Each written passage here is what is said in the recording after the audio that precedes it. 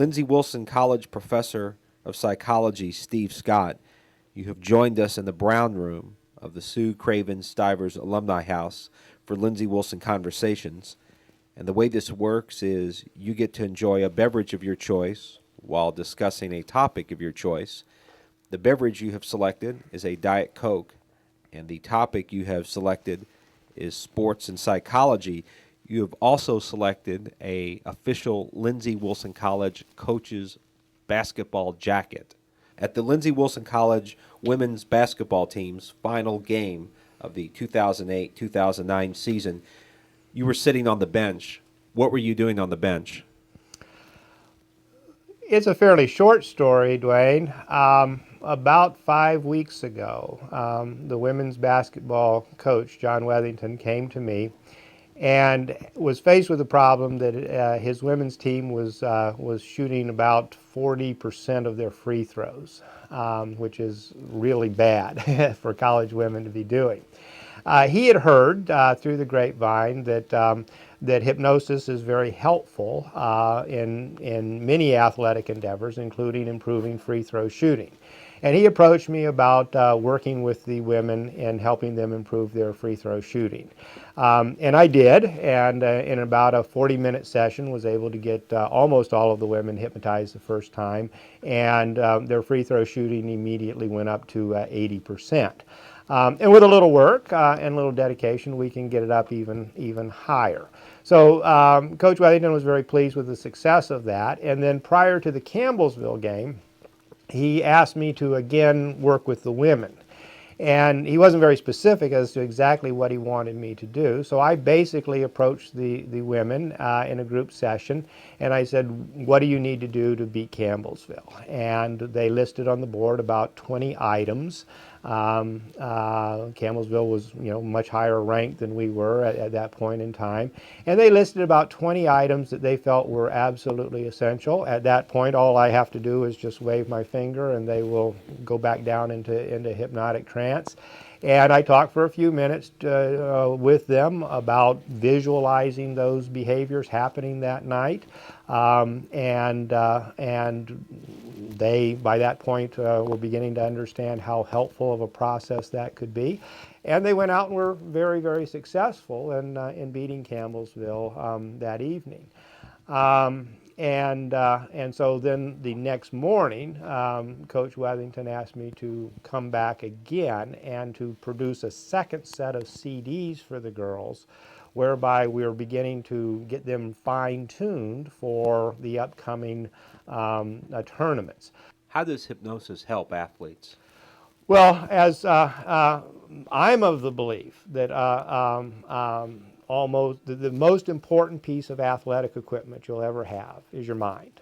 And by far, the largest part of your mind is the unconscious part of your mind. I mean, that was formulated 2,400 years ago by Aristotle and is true today. And it's the part which most athletes actually work the least on.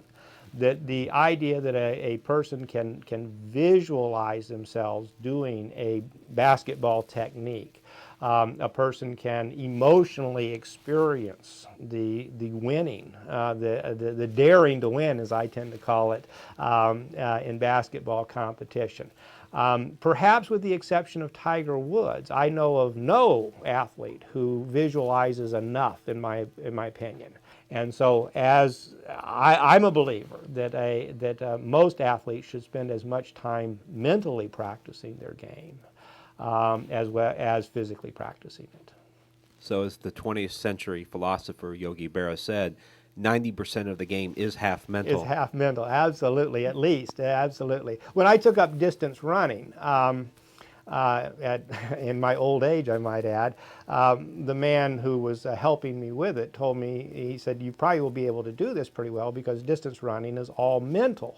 And my immediate reaction was, well, it's not all mental. You've got to have legs to be able to be a distance runner. He says, oh no, he says, in your first marathon, he says, you'll be running with people who don't have legs, and many of them will beat you. And sure as the world, he was absolutely right. There were many people there in wheelchairs. who didn't even have legs, who had become very good distance runners, even without legs. Almost every one of these athletes that I work with here at Lindsey are people who at some point, especially in sports like basketball, especially during their high school career, did get into the zone where they really were in a hypnotic trance, where they were focused only on the court and the other 9 players. The crowd was gone, time tends to slow down in those kinds of experiences. Exactly what happens when I put them in a hypnotic state intentionally. And you oftentimes see it in Tiger's eyes on the golf course. He's polite to people, he talks to people, but you can see in his eyes that he's really not interested in you at that point. He's playing his golf game. He's thinking about the next shot. He's mentally bringing all of his focus together. And hypnosis is a very helpful way for many, not all athletes, but for many athletes to take the power of their, especially their unconscious mind, bring it to bear on their athletic competition and really improve. What are the limits of hypnosis? Well, one of the most important ones that is both reassuring for the person who's never been hypnotized to know of is that it is not mind control. I mean, it's not brainwashing. I don't even know exactly what that term means. But the person has total control throughout the process.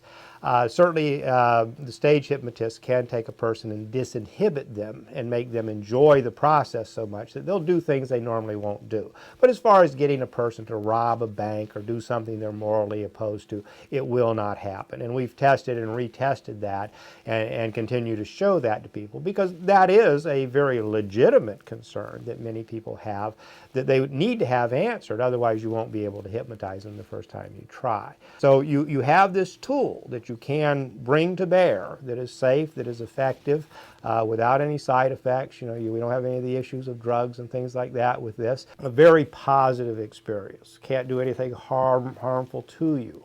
You're totally in control of the experience. Over time, a lot of coaches are going to say, wow, this can be helpful to my athletes and to me, and it'll become useful to them. Professor of Psychology Steve Scott, thank you for joining us for Lindsey Wilson Conversations. Thank you.